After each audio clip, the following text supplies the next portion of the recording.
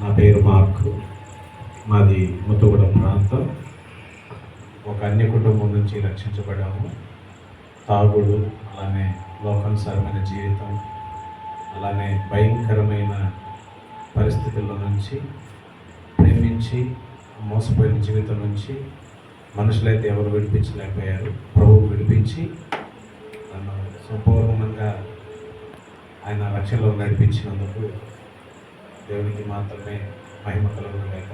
తప్పకుండా ఈ సాక్ష్యం మీరు అందరూ వినాలని ప్రభుపేట మనవి చేస్తున్నాను. చాలా బాగా చెప్పారు గారు. మీ సాక్ష్యాన్ని మా ఛానల్లో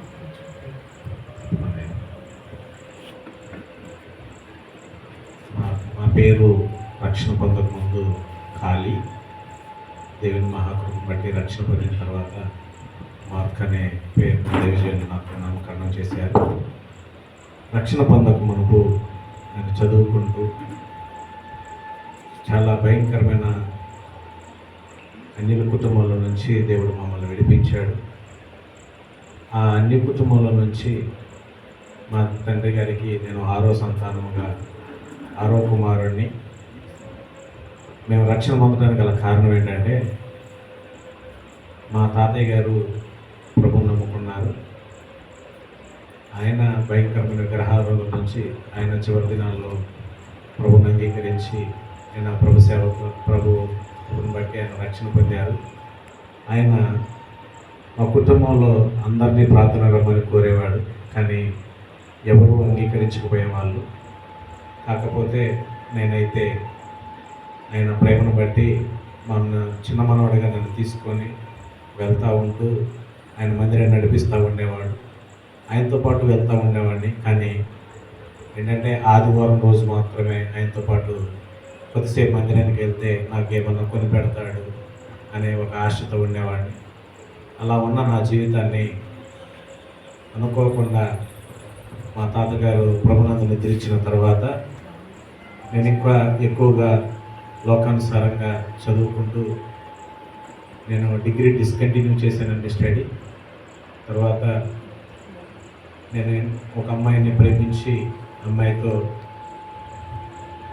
జీవిత భాగస్వామిగా చేసుకోవాలని ఆశపడినప్పుడు అనుకోని రీతిలో నా మీద భయంకరమైన పరిస్థితి జరిగింది. ఆ రోజు నన్ను హత్య చేయాలని కూడా చూశారు, కానీ ప్రభు మహాకృపను బట్టి దేవుడు దాని నుంచి విడిపించాడు. ప్రాణాలను కాపాడుకోవడం కోసం నేను చేయని ప్రయత్నం లేదు. ఇంచుమించు నేను ఒక కాలువలో ఈదుకుంటూ ప్రాణాన్ని రక్షించుకున్నాను. తర్వాత వాళ్ళు వెంటబడినప్పటికీ దొరకకుండా ఒక చెట్టు ఎక్కి దాక్కొని వారికి కనిపించకుండా ఉన్నాను. అలా ఉన్న నాకు తర్వాత కొన్ని రోజులకి నేను ప్రేమించిన అమ్మాయి మ్యారేజ్ చేసుకుంది. అమ్మాయి మ్యారేజ్ చేసుకున్న తర్వాత నాకేంటి ఇలా జరిగింది, నేను అందరికంటే ఎక్కువగా అమ్మాయిని ప్రేమించాను, కానీ అమ్మాయి నన్ను ఇలా మోసం చేయడం ఏంటి అని ఆలోచన చేసి అప్పుడు సూసైడ్ చేసుకుందాం అనుకున్న టైంలో సూసైడ్ చేసుకోకుండా ఇంకా మద్యానికి బానిసయ్యి భయంకరమైన తాగుడు, ఘోరంగా తాగుతూ తిరుగుతూ ఉండేవాడిని. తర్వాత కొన్ని దినముల తర్వాత మా సిస్టర్ గారు ఇంటి దగ్గర వండుకుంటూ వాళ్ళే నన్ను పోషిస్తూ ఉండేవాళ్ళు. మా బావగారు నేను ఇద్దరం కలిసి కూడా మందు తాగుతూ ఉండేవాళ్ళు. కానీ కొన్ని రోజుల తర్వాత అక్కడ నుంచి వచ్చి మ్యారేజ్ చేసుకున్నాను. మ్యారేజ్ చేసుకున్న తర్వాత ఒక అధికారి దగ్గర పని చేసుకుంటూ ఉన్నాను. తర్వాత కొన్ని దినాలు స్కూల్లో టీచర్గా పనిచేశాను, టెంపరరీ టీచర్గా పనిచేశాను. అలా పని చేసుకుంటూ ఉన్నా కానీ మనసులో నెమ్మది లేదు, సమాధానం లేదు. కొన్ని దినాలకు నాకు హెపటైటిస్ బి పచ్చకామెరలు వచ్చినవి. మరణకరమైన పరిస్థితుల్లో ఉన్నాను. రక్షించేవారు ఎవరూ లేరు. అలాంటి టైంలో తాగి ఉన్న నాకు ఈ కామెరలు వచ్చేసరికి హాస్పిటల్లో అడ్మిట్ అయి ఉన్నాను. అడ్మిట్ అయిన తర్వాత నాకు ఈ కామెరలతో పాటు 24 గంటల కడుపు నొప్పి కూడా వచ్చింది. సర్జరీ చేసిన తర్వాత వాంతులతో పాటు మలేరియా, టైఫాయిడ్, వాటితో పాటు పచ్చకామెరలు 24% నాకు వచ్చినాయి. అప్పుడు కోమా స్టేజ్లో ఉన్నాను. నా కోసం ఎవరో తెలియదు హాస్పిటల్కి వచ్చి ఒక దైవజనుడు ప్రార్థన చేసి నిన్ను దేవుడు సేవకు వాడుకుంటాడని మా కుటుంబ సభ్యులతో ఒక మాట చెప్పి ఆయన నా కోసం ప్రార్థన చేసి వెళ్ళాడు. ఆయన ప్రార్థన చేసిన తర్వాత కొన్ని రోజులకు హాస్పిటల్ నుంచి డిశ్చార్జ్ అయ్యి దేవుని మహాకృపను బట్టి మరలా ఆరోగ్యాన్ని పొందుకొని సంతోషంగా ఉంటున్న సమయంలో మరలా కొన్ని దినాలకి మాకు పాప పుట్టింది. పాప పుట్టిన తర్వాత సంతోషంతో మరలా తాగడానికి సిద్ధపడి మరలా తాగుడనే బానిసత్వంలో మునిగిపోయాను. అలా కొన్ని రోజుల తర్వాత మరలా మందు ఆపాను. తర్వాత అనుకోని రీతిలో రెండోసారి మా మిస్సెస్ ప్రెగ్నెన్సీ అయితే అబార్షన్ అయింది. మళ్ళీ ఆ బాధతో మరలా మందు తాగడం మొదలుపెట్టాను. సేవకులు వస్తున్నారు, వెళ్తున్నారు. అయ్యా మందిరానికి అయ్యా, ప్రభువుని నమ్మండి అయ్యా, మీ కుటుంబంలో నుంచి మీరు ఒక మంచి పరిచర్య చేయాలయ్యా అని చెప్పేసి సేవకులు అంటుంటే వస్తానండి, కొంచెం సమయం ఉందని చెప్తా ఉండేవాడిని. కాదయ్యా మీరు ప్రభువుని నమ్మాలని సేవకులు మా దగ్గరకు వచ్చి చెప్తా ఉండేవారు. అయినా కానీ నేను వినకుండా ఇష్టానుసారంగా తిరుగుతున్న సమయంలో తర్వాత కొన్ని దినాలకి మళ్ళీ మందు బంద్ చేసి మందిరానికి వెళ్ళడం మొదలుపెట్టాను. తర్వాత కొన్ని దినాల తర్వాత నాకు బాబు పుట్టాడు. బాబు పుట్టిన తర్వాత సంతోషంతో మరలా దేవుణ్ణి మర్చిపోయి మందు దాక్కుంటూ మళ్ళీ ఇష్టానుసారంగా తిరగడం మొదలుపెట్టాను.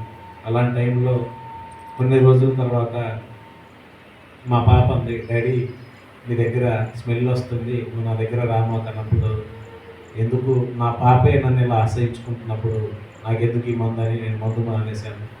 మందు మానేసి మందిరానికి వెళ్తాం మొదలుపెట్టాను. పిల్లల్ని తీసుకుని చక్కగా మందిరానికి వెళ్తున్నాను.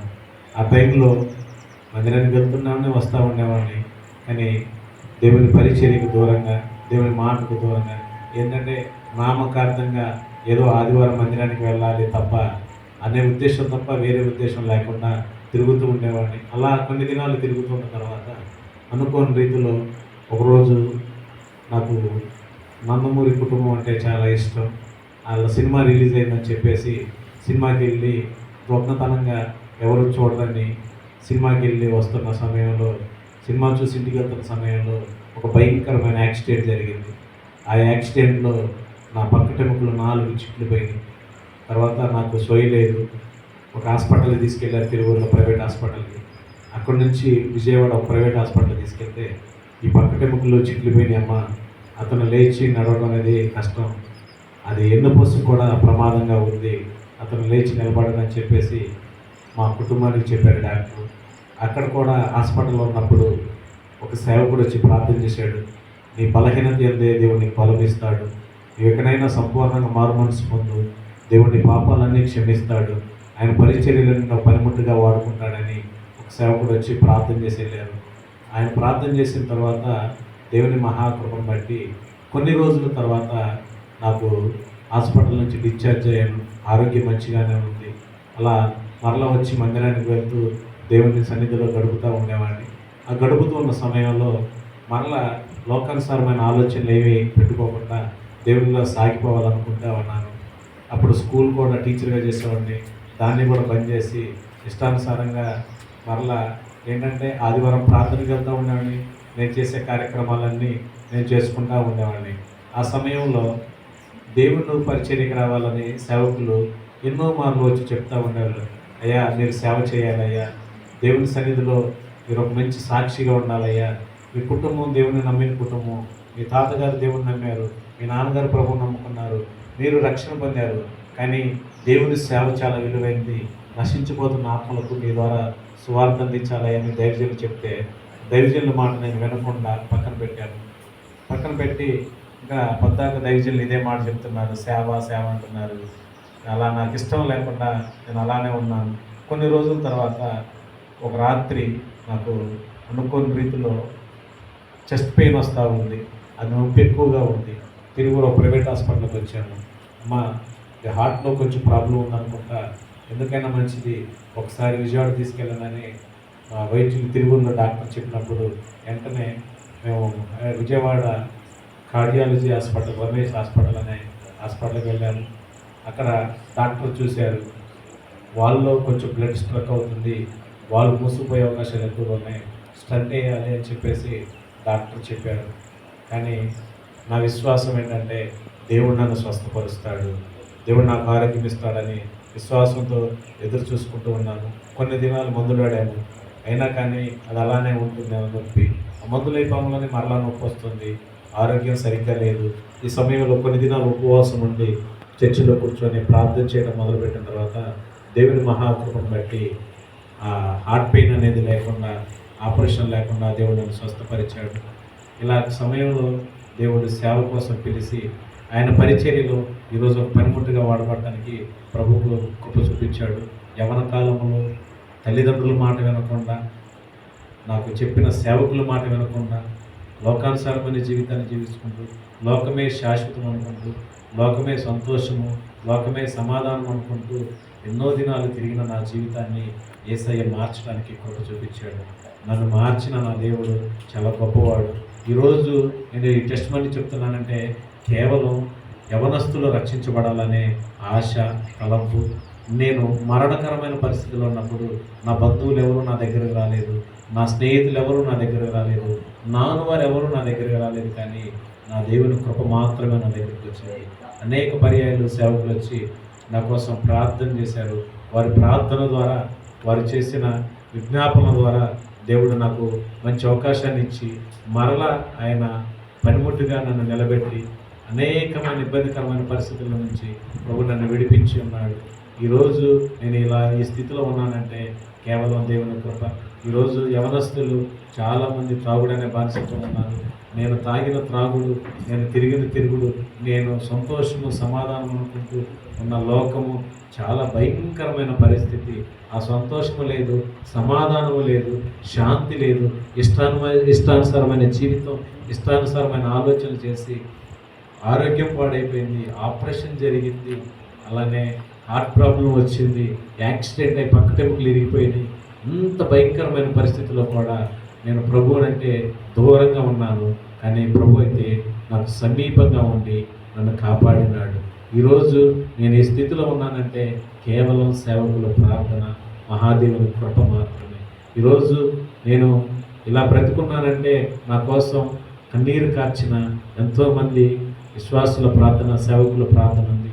ఈరోజు భయంకరమైన పరిస్థితుల నుంచి నన్ను మార్చిన నా దేవుడు అనేకులు మారుస్తారని నేను నమ్ముతున్నాను. నా సాక్ష్యం ఏంటంటే, ఇంకను లోకానుసారంగా ఒక నాయకుడి దగ్గర పనిచేసేవాడిని. ఆ నాయకుడు నాకు లెఫ్ట్ అంటే లెఫ్ట్, రైట్ అంటే రైట్. నేనేం చెప్తే నాకు ఆ నాయకుడు అదే చేసేవాడు. నేనేం తప్పు చేసినా మనోడు ఏం చెప్తే అదే కరెక్ట్ అని నాయకుల సపోర్ట్ ఉండేది, అధికారుల సపోర్ట్ ఉండేది. కానీ ఎవరి సపోర్టు లేకపోయినా యేసయ్య సపోర్ట్ ఉంటే సంతోషం అనుకుంటూ ఈరోజు ఇలా బ్రతుకున్నాము. నేను ఒక నాయకుడి దగ్గర పనిచేసుకుంటూ నేను ఒక తప్పు చేసి ఒక వ్యక్తిని కొట్టి వాళ్ళ మీద నేనే దుర్భాషలాడి వారిని మరణకరంగా 2 రోజుల తర్వాత ఆ కేసులో నుంచి విడిపించడానికి ఎందుకురా పద్దాకు గొడవలు, నా కుటుంబ సమస్యల కంటే ముందు నీ సమస్య నాకు ఎక్కువైపోయింది, నేను నన్ను చూసుకోవడమే, నా కుటుంబాన్ని చూసుకోవడం ఎక్కువ అనుకుంటే నీకే పరిష్కారం చేయాల్సి వస్తుంది, ఎన్నిసార్లు చెప్పాలరా, ఇన్ని గొడవలు నివారాలు చేస్తున్నావు అని చెప్పేసి వాళ్ళు అసహించుకున్నారు. మా అమ్మగారు అనేది వీడు నా కడుపును పుట్టకపోయినా బాగుండు, వీడు ఇలా తాగుబోతుడు అవుతాడు అనుకోవాలా, ఇలా ఒక అమ్మాయిని ప్రేమించి అమ్మాయిని పెళ్లి చేసుకుంటానని చెప్పాడు, వీడు ఒక తాగుబోతుడు అయ్యాడు అని చెప్పేసి మా తల్లిగారు నన్ను దుర్భాషలాడింది. తండ్రిని తల్లిని దూషించేవాడిని, అన్నదమ్ములను దూషించేవాడిని. అన్ని భయంకరమైన పరిస్థితుల్లో నా వారు అనేవారందరినీ పక్కన పెట్టుకున్నాను. వాళ్ళందరికీ నేను భారమైపోయాను, కానీ దేవునికి మాత్రము భారం కాకుండా నిలబడి ఉన్నాను. దేవుడైతే నన్ను ఎప్పుడు భారం అనుకోలే, ఆయన నన్ను బాధ్యతగా తీసుకొని ఆయన చేతుల్లో నన్ను చెక్కుకొని ఉన్నాడు. ఈరోజు ఈ స్థితిలో ఉన్నానంటే కేవలం నా కోసం ప్రార్థన చేసిన సేవకుల ప్రార్థన, నా కోసం కన్నీరు కార్చిన దైవజనులు ఎందరో ఉన్నారు. వారు కన్నీరు ప్రార్థన చేయబట్టే నేను ఈరోజు స్థితిలో ఉన్నాను. ఒక నాయకుడి వైపు ఉంటే ఆ నాయకుడు కొన్ని రోజులు వదిలేశాడు, ఒక అధికారి నా పక్షాన ఉంటే అధికారి కొన్ని దినాల తర్వాత వదిలేశాడు. నాకు సపోర్ట్ చేశారు, నా వాళ్ళంతా నాకు సపోర్ట్గా ఉండేవాళ్ళు, కానీ కొన్ని రోజుల తర్వాత వాళ్ళ సపోర్ట్ నుంచి విడిపించబడ్డారు. మరణకరమైన పరిస్థితుల్లో, ప్రాణాపాయ పరిస్థితుల్లో, చనిపోతున్న సమయంలో కూడా ఎవ్వరు నా దగ్గర లేరు. కానీ చనిపోతాడు, వీడు బ్రతకడు అన్నప్పుడు ఒక ఆవిడ అంది, అయ్యా వాడు చిన్నోడు చనిపోతే కనీసం వాడు ప్రభుని నమ్ముకున్నాడు కదా, వాడికి నేను ఒక బాక్స్ చేపిస్తాను ఒక ఆవిడ చెప్పింది. ఎంత బాధాకరమైన విషయం అంటే ఆ రోజు నేను చాలా దుఃఖపడ్డాను. ఆ మాట విన్న తర్వాత ఆమె ఇంటికి వచ్చింది. నేను ఒక డిశ్చార్జ్ అయ్యి హాస్పిటల్ నుంచి ఇంటికి వచ్చిన తర్వాత ఆమెకు కొంచెం చూపు కనిపించదు. ఆమె ఇంటికి వచ్చి, అయ్యా చిన్నోడు చచ్చిపోయాడు అన్నారుగా, తీసుకొచ్చారా అని అడిగింది.